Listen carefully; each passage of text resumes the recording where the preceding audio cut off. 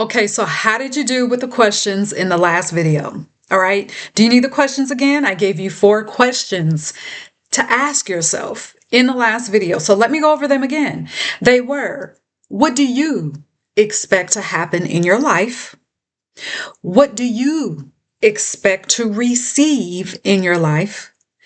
What do you have to expect in your life? What do you expect to have in your life? What do you expect to do in your life? Do you see the common thread in these 4 questions? The common thread is you, okay? Not what do you expect according to what someone told you? Not what do you expect according to tradition? Not what do you expect according to programming? Not what you expect according to what someone told you is realistic? Not what you expect according to the God that sits up there somewhere? But what do you expect? Did you answer those questions really based on your soul aligned desire? As you were answering those questions, did you feel an expansion on the internal? Or did you water down what you expect? Did you water it down because fear and the ego said, well, no, you've never seen things done that way, so who are you to think that you could do it this way? No, this is how things are done. No, this is breaking away from tradition. You're going to look weird to everyone else. How did you answer those questions? I'm going to almost guarantee you that at the end of this second part, you'll probably be prompted to go back and answer those questions. This time, your answers are going to be even more expansive. All right. So let's keep going with this topic. Okay. So what happens is we talked about in the first video, we talk about how we come into this life with a knowing. Then, because of programming, as we grow, as we become seasoned adults, the knowing gets dwindled to a belief. The belief gets dwindled to a hope. And then the hope gets dwindled to a wish out there somewhere. All right. But because of the work that I came here to do, I came here to help you remember your sovereign being. What do you expect? What did your soul tell you to expect? Not what was handed to you within confines of some type of program, construct, specifically religion. But what does your soul tell you to expect from your life? We're talking in every aspect of life. We're talking about your expectations for yourself and how you relate to yourself, how you view yourself. We're talking about your expectations in your career, your expectations in your relationships, romantic and otherwise, your expectations in your money, your expectations in your business, your expectation in the home or homes that you decide to have, your expectations in how you travel. Do you have an expectation to keep traveling on coach, or do you have an expectation to travel first class, or do you have an expectation to forget all of that and have your own jet? That is what I'm talking about. And yes, as a spiritualist, as a powerful manifester, you can have those material things if that is what you desire. What comes up for you? Only you know what the image that you have of your life, how you want that image to reflect in the external. That's what we're talking about. All right. So listen, when you operate though from the programmed person, those questions, those 4 questions, you'll answer those in a way that has been assigned as acceptable and within confines of programming. Okay. Instead of answering those questions based on what you desire from your soul. Instead of answering those questions based on, again, going back to the knowing of what is possible for you. So, this affects what you say. This affects what you imagine. This affects what you desire. So we're going to go over some examples, and the examples that I'm going to illustrate to you are things that come up all the time. It's going to involve, we're going to talk about health. I'm going to give you an example, a material example. And then I'm going to, I guess it's two material examples that I'm going to give you. Either way, I've got 1, 2, 3, 4 examples that I'm going to give you that we can all relate to. All right. So the reason I'm bringing you these specific examples is because these examples are going to illustrate what you allow yourself to command depends on how your nervous system is operating. Is your nervous system operating? Is your identity operating from programming, or are you operating from your sovereign being? What is taking precedence here? This is why I talk about programming, specifically religious programming and otherwise. But I go after religious programming because religion has its effects, its negative influence and effects in every system in society. It has its effects in education, yes. It has its effects in politics, yes. It has its effects in the workforce, yes. It has its effects in familial programming, yes. All right? So that is why I go after religious programming, to yank its cords, to sever the cords, to burn the cords so that they are not reformed again, so that you can be completely free and not just walk away physically from the church, not just, you're not saying any longer that you're a Christian or you're a Muslim or Catholic or whatever religion. It does not matter. Yes, you can say those things. Yes, you cannot ever go to church anymore except for a funeral, or if that. But there is something about the freedom that you experience when programming is not taking effect in your nervous system anymore. Okay? So, let me give you the first example. So, let's say that when you were answering those 4 questions, again, what do you expect to happen in your life? What do you expect to receive in your life? What do you expect to have in your life? What do you expect to do in your life? What if you're watching this, what if you desire a vacation home in the tropics? Whatever that vacation home looks like. But since no one that you know owns a vacation spot, or because you were programmed to just be thankful for where you live right now, you water down your desire and you say, well, I don't really need a vacation home. I'm just going to be thankful for where I live now.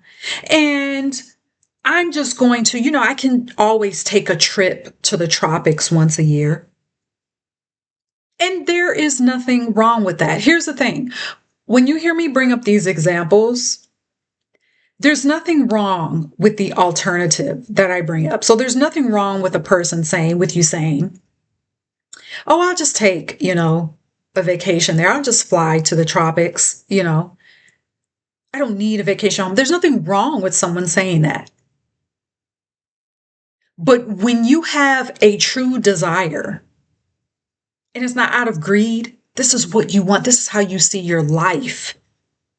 Because you know that you deserve what you want. And we have talked about this before, that needs and desires are not, here's a need and then here's a desire. No, they're not separate. They're the same.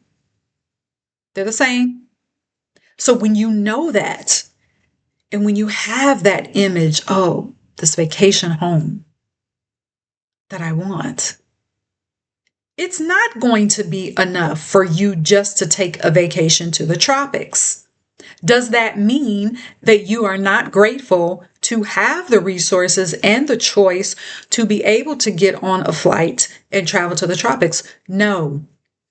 You can be grateful and want and expect more at the same time. The two don't have to be separate. So, what do you do when you are answering the question? So if that's you and you were answering those 4 questions, the programmed part of you, if you're still operating from programming, you would have just said, well, I don't see how I'm going to get a vacation home. Is that even realistic right now? So to stay realistic, you settle for just a vacation in the tropics. Because you don't want to appear greedy, you dismiss your image of having a vacation home. Now, here you had this beautiful home that you created in your imagination that was flashed before your mind's eye, and you just completely dismissed that because programming said that having a vacation home is not realistic. Also, because programming told you, oh, just be grateful for what God has given you. I once had someone tell me, and this is an individual who doesn't even go to church, who hasn't gone to church since they were a child. All right. And they're the same age as me. So, okay, being a child was 100 years ago for them.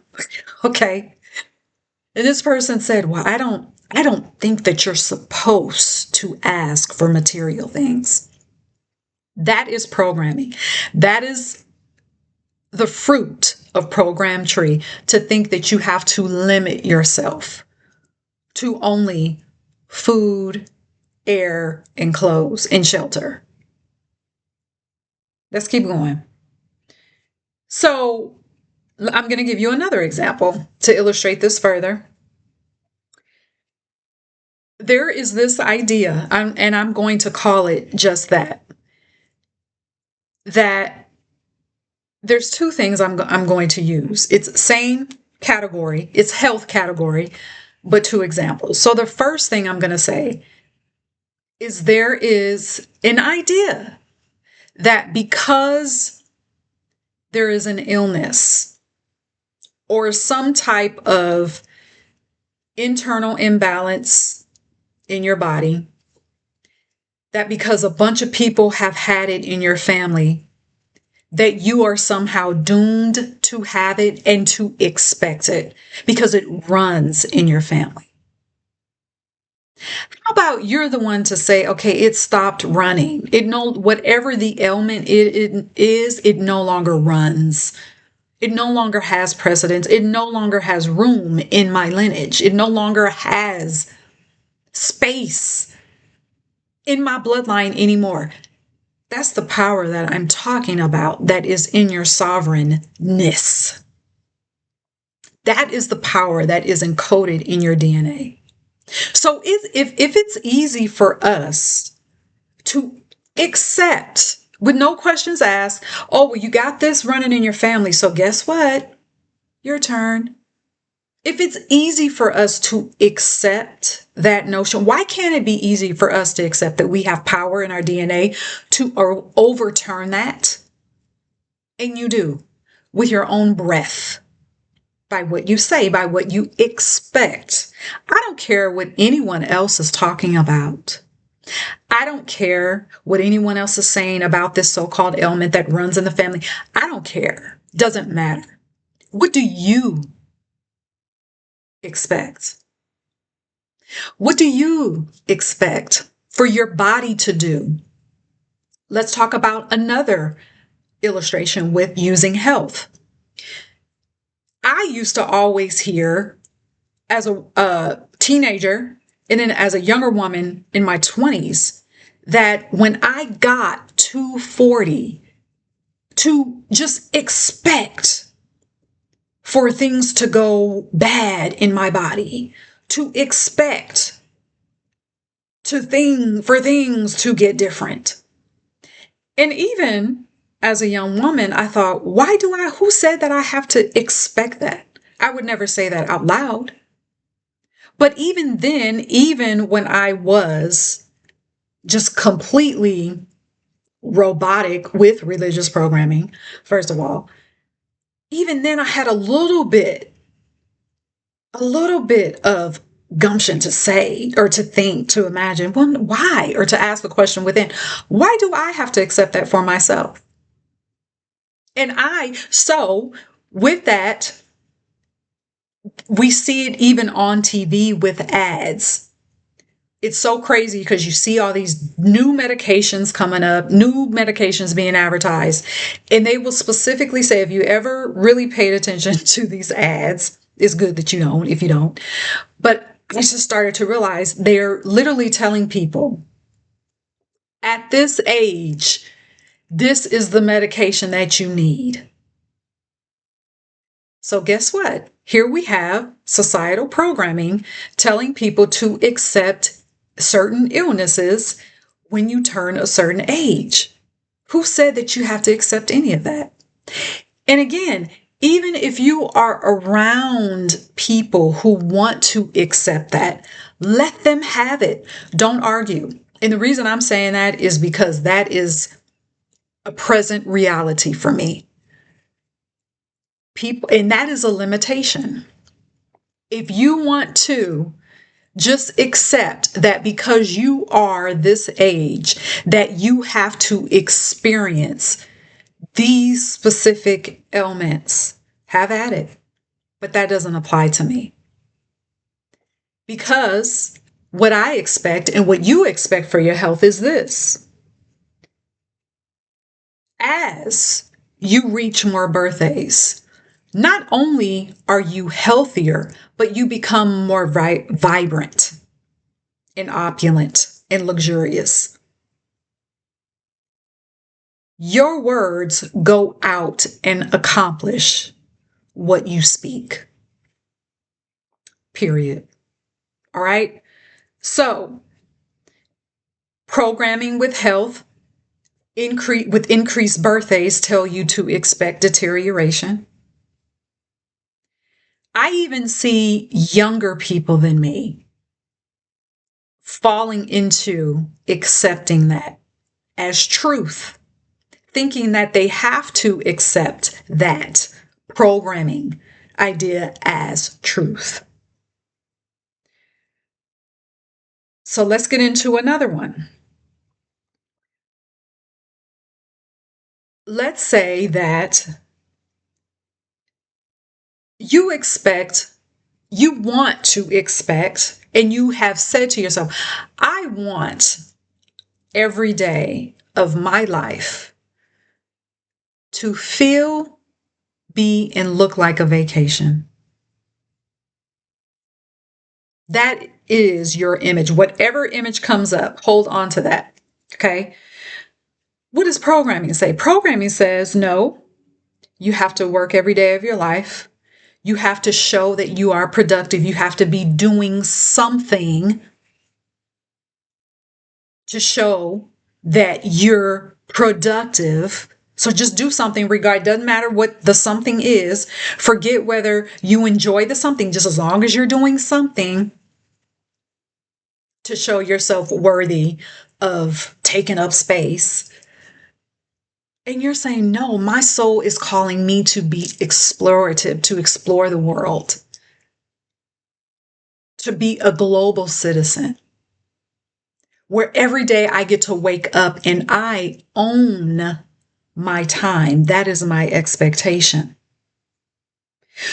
And here's an example that we've all heard. We all heard, and this is not to take away from anyone, but we've all heard those stories about how people worked and worked and worked for years and years and years and never took a vacation.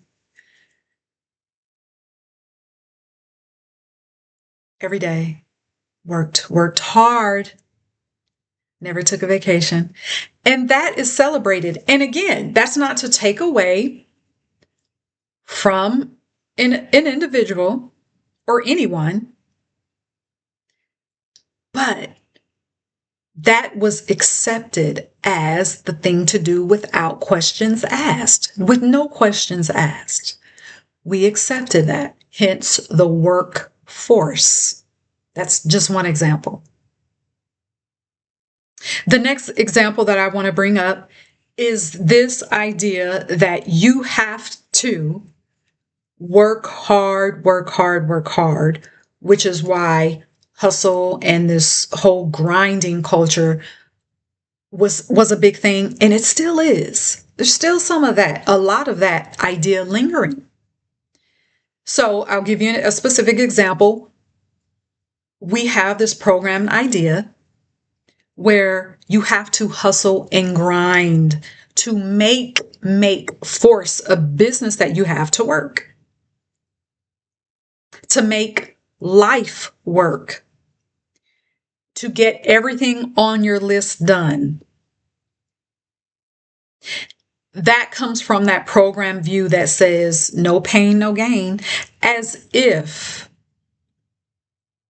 being exhausted, as if being tired, as if not spending time with yourself and taking care of yourself is required, or even taking care of your family and spending time with your family, being emotionally available is required to have something, to have a business, whatever that is. I'm using business as an example, but you can fill in the blank with whatever. Filling up your time to do something, and this programmed idea that what you want and what you desire, to obtain it, it has to be hard in order for it to mean something, or in order for you to show, see, I worked hard for this, so therefore I deserve it, or therefore I'm worthy of it. How about you're worthy of it because you exist? You're worthy of it because you have healing power in your breath. You're worthy of it because you are a soul living in this human experience, but you are a sovereign being here on this planet, here in this physical plane. How about you deserve it because you have been initiated into life? How about that? So all of this, I'm going to tie this back. All of this, and I've talked about a lot of things. I've used several examples here, but we can still take this back and see the effects of religious programming. So religious programming says that you have to prove yourself worthy to this so-called God that sits up in the sky, looking down on you to make sure you do everything right. So therefore, you function with the identity of a person that says that you have to prove, constantly be doing something in your life to prove that you are worthy. Also, we see the effects of religious programming in all of those examples. Religious programming says that there has to be some type of, the more pain that you have, the bigger your blessing, or to suffer for Christ's sake. Those are fallacies that go against the truth of who you are as a sovereign being. All of them fallacies, all right? So instead of, let's go back to the original topic where I talked about how programming teaches you to go from knowing, it dwindles to a belief, then belief goes to a hope, then hope goes to a wish. Okay? And it affects what you expect in your life. It affects what you expect in your life. So instead of you commanding your vision, instead of you commanding heaven, which is your vision, your imagination, your soul aligned desires, to command heaven on earth, you're wishing for something, or maybe not even wishing. You've put all of your desires on a shelf somewhere. You don't even respect those desires anymore. You just ignore them. So here's what I want you to do. I want you to answer those questions again. So I'm going to give them to you again and see if your answers are different. See if your answers are different. And so I'll give you the 4 questions again. What do you expect to happen in your life?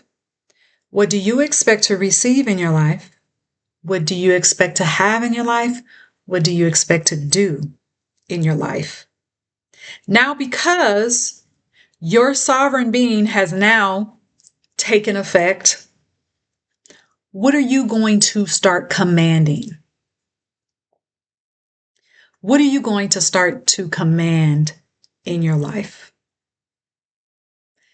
You can work with me one-on-one at unleashedalchemy.com for support on how to fully be expressed as a sovereign being. You can work with me one-on-one. I have books that will help you also do that. I have courses. Okay, I have support for you. So I want you to go to unleashedalchemy.com to see what is going to work for you. All right. And also, I want you to put your takeaways in the comment section, okay, on this 2-part series that we've done about how you need to stop wishing and start commanding. All right. You need to start operating from your sovereign self. There's no more room for programming. It's time for you to be quantum. All right. Until next time, be sovereign.